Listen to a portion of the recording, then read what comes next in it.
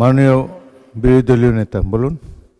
মাননীয় স্পিকার, আপনাকে ধন্যবাদ এবং মাননীয় মন্ত্রীকেও ধন্যবাদ। আগে তিনি যে ব্যাখ্যা দিয়েছিলেন সেই কারণে আমি বলছিলাম যে এখন তাইলে আমার কথা নাই, তা আমি যে কথাটা আগে বলেছি এখন সেটাই আবার রিপিট করছি যে অধ্যাদেশগুলো ল্যাপস করার জন্য এখানে বলা হয়েছে গতে। আমরা মনে করি প্রত্যেকটাই অতি গুরুত্বপূর্ণ এবং জনগণের অধিকার সংরক্ষণের সাথে সম্পর্কিত। এই জন্যে এই প্রত্যেকটি বিষয়ই আমাদের সুস্পষ্ট প্রস্তাব হচ্ছে এই সংসদে উত্থাপন করা হোক এবং আমরা তাতে আলোচনায় অংশ নিতে চাই। ধন্যবাদ মাননীয় স্পিকার। মাননীয় আইনমন্ত্রী। মাননীয় স্পিকার, প্রত্যেকটি অধ্যাদেশই সংসদে উত্থাপিত হবে, ফার্স্ট রিডিং সেকেন্ড রিডিং হবে, ওইটার উপর আলোচনার সুযোগ থাকবে। যে দুইটা অধ্যাদেশ আজকে আইন আকারে আসছে, বিল আকারে আসছে, এই দুটো অধ্যাদেশের উপরে আমাদের যে বিশেষ কমিটি ছিল সেই বিশেষ কমিটি আমরা নিঃশর্তভাবেই এটাকে পাশ করার পক্ষে ছিলাম। ধন্যবাদ। জনাব আহমদ বিন কাশেম, পয়েন্ট অফ অর্ডার। মাননীয় স্পিকার, আমি আজ এখানে দাঁড়িয়ে আছি একটি অন্ধকার ঘর থেকে ফিরে এসে, যেখানে আমার মতো আরও শত শত লোককে নিয়ে যাওয়া হয়েছিল, কিন্তু তারা আর ফিরে আসার সৌভাগ্য তাদের হয়নি। তাদের পক্ষ থেকে, তাদের পরিবারের পক্ষ থেকে একটি বিশেষ বিষয়ে আপনার দৃষ্টি আকর্ষণ, এই মহান সংসদের দৃষ্টি আকর্ষণ করতে যাচ্ছে। আমরা যারা গুমের শিকার, সে অন্ধকার ঘরে আমরা মৃত্যুর প্রহর গুনছিলাম। আমরা মনে নিয়েছিলাম এই অন্ধকার ঘরে আমাদের মৃত্যু হচ্ছে, হয় তারা আমাদেরকে হত্যা করবে, এখানে আমাদের মৃত্যু হবে। কথা বলার কেউ ছিল না আমাদের। কীট পতঙ্গ, পিঁপড়ার টিকটিকের সাথে কথা বলতাম। বাইরে বুঝতে পারতেন না বাইরে কি দিন না রাত। মনে হতো জীবন্ত কবর দিয়ে দেওয়া হয়েছে। মনে হতো যে মৃত্যুর থেকে হাজার গুণ ভালো। মনে করতাম যে আজকে রাতে হয়তো হত্যা করা হবে। এভাবে মৃত্যুর প্রহর যখন গুনছিলাম, একদিন রাতে ট্রেনে হিসছে যখন আমাকে সেখান থেকে বের করছে, আমি ধরে নিয়েছি এখন আমাকে হত্যা করা হচ্ছে। আমি সূরা ইয়াসিন পড়া শুরু করলাম যাদের মৃত্যুটা সহজ হয়, কিন্তু পরে জানতে পারলাম কিছু বাচ্চা ছেলে মেয়ে জীবন দিয়ে, চোখ হারিয়ে, পা হারিয়ে, ফ্যাসিবাদকে বিতাড়িত করে আমাদেরকে আবার দুনিয়ার আলো দেখার সুযোগ করে দিয়েছে। মাননীয় স্পিকার, এই সংসদকে যদি বলতে হয় তাহলে বলতে হবে মুসলিমদের মিলন মেলা। এখানে এমন একজন কেউ পাওয়া যাবে না যে গত ফ্যাসিস্ট আমলে জুলুমের শিকার হয়নি। আমি গুমের ভুক্তভোগী যারা ফিরে আসছে তাদের পক্ষ থেকে, গুমের ভুক্তভোগী পরিবারদের পক্ষ থেকে একটি বিষয়ের দৃষ্টি আকর্ষণ করছি।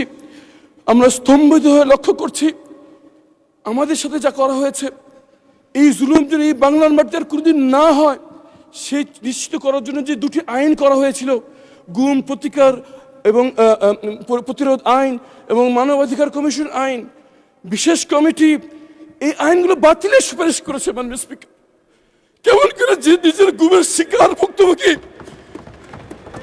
যে প্রধানমন্ত্রী নিজের টর্চারের শিকার, তারা কেমন করে এই আইন বাতিলের পরামর্শ দেয়? মাননীয় স্পিকার, আমরা জানতে চাই কাদের কাদের। ধন্যবাদ। মাননীয় স্পিকার, শুধু একটি কথা বলে শেষ করছি। আমাদের ভুক্তভোগীদের পক্ষ থেকে আমাদের আবেদন, যদি সরকার কোনো পরিশোধিত করতে চায় এই আইনটিকে আগে অনুমোদন দিয়ে আইনের রূপান্তরিত করুক, পরে সংশোধনী বিল এনে তাকে সংশোধনী করা হোক। যদি সেটা না করা হয়, 12 তারিখ এই আইনটি বাতিল হয়ে গেলে 13 তারিখ গুমের কোনো সংজ্ঞা থাকবে না। ধন্যবাদ। We got you. মাননীয় আইনমন্ত্রী। মাননীয় স্পিকার, আপনার মাধ্যমে মাননীয় সদস্যকে সহমর্মিতা জানাচ্ছি, সমবেদনা জানাচ্ছি। যারা গুম হয়েছেন তারা কেউ আমার স্বজন, আমার ভাই, আমার বোন, আমার আত্মীয়, আমার প্রতিবেশী, আমার বাংলাদেশের মানুষ, আমার জিয়া পরিবারের সদস্য সহ বাংলাদেশের মানুষের তারা হৃদয়ের প্রতিবেশী। মাননীয় স্পিকার, ওনারা যেটা নিয়ে হইচই করছেন, ওনারা সেইটা আইনটা ভালো করে মনে হয় দেখেননি। মানবাধিকার কমিশন আইন এবং গুম প্রতিরোধ আইন যেভাবে করা হয়েছে অর্ডিন্যান্সে, সেটা করলে গুমের শিকার সদস্যদের প্রতি অবিচার করা হবে। কারণ আমরা একই সাথে আইসিটি অ্যাক্ট 1973 সালে ক্রাইম এগেনস্ট হিউম্যানিটির মধ্যে গুমের সংজ্ঞা অন্তর্ভুক্ত করেছি। সেখানে বিচার হবে, তদন্ত হবে, একই সাথে এদিকে এটা করেছি, আবার গুম আইনে আমরা এটাকে ভিন্ন একটা তদন্তের কথা বলছি। ওখানে সর্বোচ্চ শাস্তি মৃত্যুদণ্ড কিংবা গুমের যারা অপরাধী সর্বোচ্চ শাস্তি মৃত্যুদণ্ড কিংবা যাবজ্জীবন কারাদণ্ড। গুমের যে আইনটার কথা বলা হয়েছে অর্ডিন্যান্সে, সেখানে 10 বছর পর্যন্ত সাজা দেওয়ার সুযোগ রাখা হয়েছে। মাননীয় স্পিকার, মানবাধিকার কমিশন আইন যেটা করা হয়েছে, ওই আইনটা আমি যখন সময় আসবে আমি দেখাবো। এই আইনটা যদি রাখা হয় এইভাবে, তাহলে বাংলাদেশের মানবাধিকার লঙ্ঘনের শিকার মানুষজন অতিরিক্ত হয়রানি এবং মানবাধিকার লঙ্ঘনের শিকার হবেন। এই আইনের তদন্তের নামে যে টাইম ফ্রেমটা দেওয়া হয়েছে, যে কারণে আমরা বলেছি, আমরা বিশেষ কমিটিতে আলোচনা করেছি, উনি হয়তো ছিলেন না, প্রপারলি অ্যাপ্রেজড উইথ দ্য ফ্যাক্ট না। আমরা বলছি এই দুইটা আইনই আরও বেশি যুগোপযোগী, আরও বেশি জনকল্যাণমুখী, আরও বেশি ন্যায় বিচার নিশ্চিত করার জন্য আমরা এই সেশনের মাঝামাঝি বা পরবর্তীতে অংশীজনদের সাথে আলাপ আলোচনা করে পরবর্তীতে সুনির্দিষ্টভাবে বিল আনবো, যাতে করে অপরাধীরা কোনোভাবেই ছাড়া না পায়।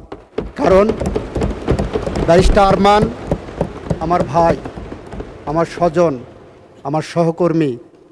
উনি দীর্ঘদিন ধরে যেভাবে গুমের শিকার হয়েছিলেন এবং এভাবে বাংলাদেশের 700-র বেশি মানুষ গুমের শিকার হয়েছিলেন, তাদের মধ্যে আমাদের মাননীয় স্বরাষ্ট্রমন্ত্রী এখানে আছেন।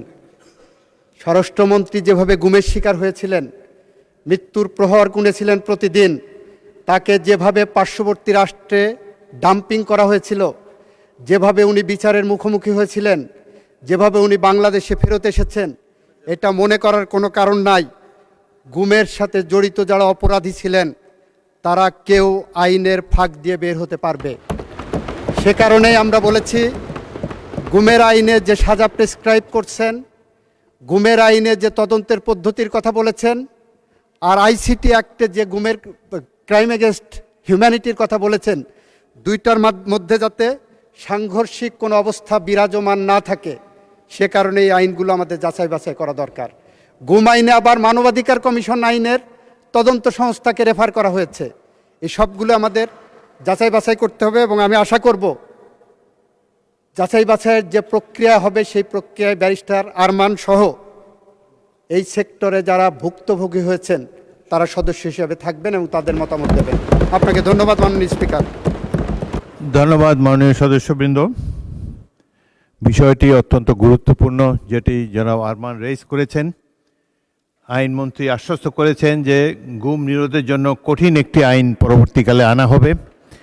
এই সংসদ 5 বছরের জন্য নির্বাচিত হয়েছে এবং গুমের শিকার অনেক বিশিষ্ট ব্যক্তিবর্গ, নিরপরাধ রাজনৈতিক কর্মীরা শিকার হয়েছে।